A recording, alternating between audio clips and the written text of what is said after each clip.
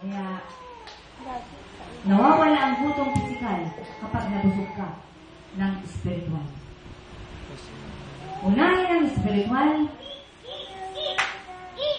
para ang buhay ay gumaan. Sapagkat kung busog ang pisikal mo at gutom ang spiritual mo, kahit anong pagkain ang kainin mo, hindi ka masisiyahan.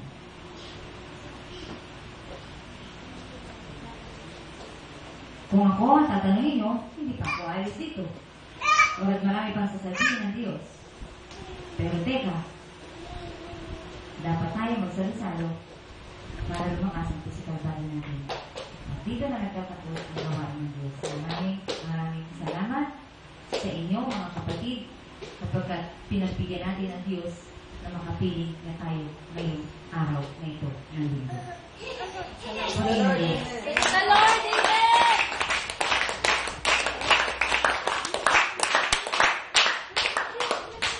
Mga bata,